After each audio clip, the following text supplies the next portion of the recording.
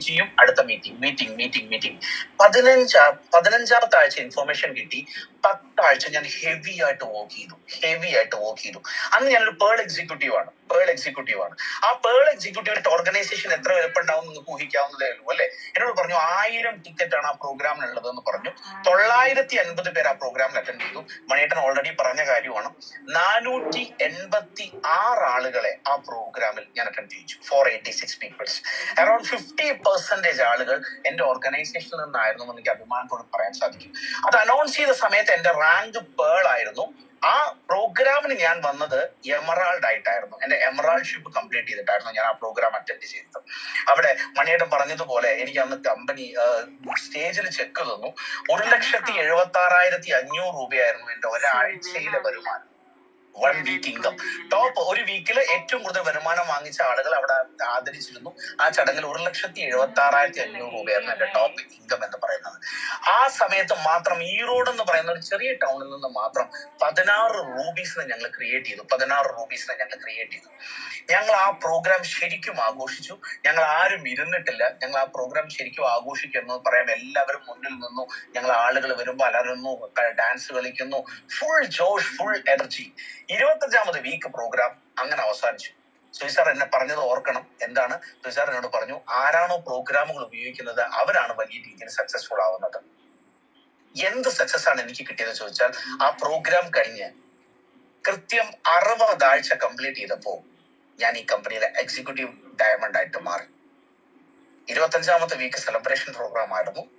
84ാമത്തെ ആഴ്ച ഞാൻ ഈ കമ്പനിയിൽ എക്സിക്യൂട്ടീവ് ഡയമണ്ട് എന്ന് പറയുന്ന പ്രസ്റ്റീജിയസ് ആയിട്ടുള്ള റാങ്ക് ഞാൻ അച്ചീവ് ചെയ്തു.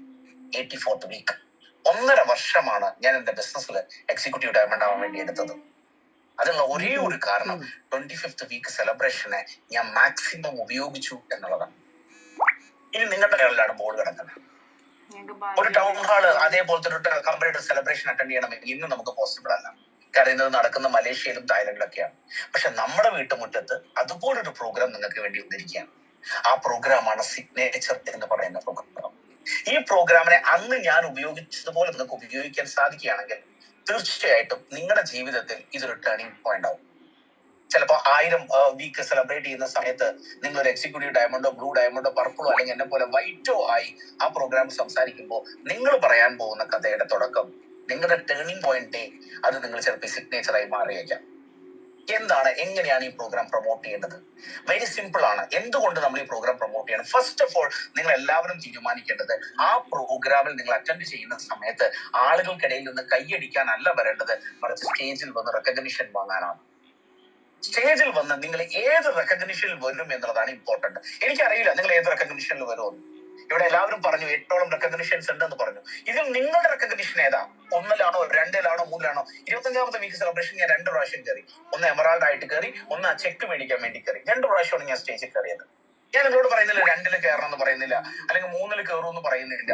നിങ്ങൾക്ക് ഏതാണോ കംഫർട്ടബിൾ ആയിട്ടുള്ള അച്ചീവ്മെന്റ്, ആ അച്ചീവ്മെന്റ് ഫസ്റ്റ് നിങ്ങൾ ഇപ്പൊ തന്നെ ടാർഗറ്റ് നിങ്ങൾക്ക് സെറ്റ് ചെയ്യണം.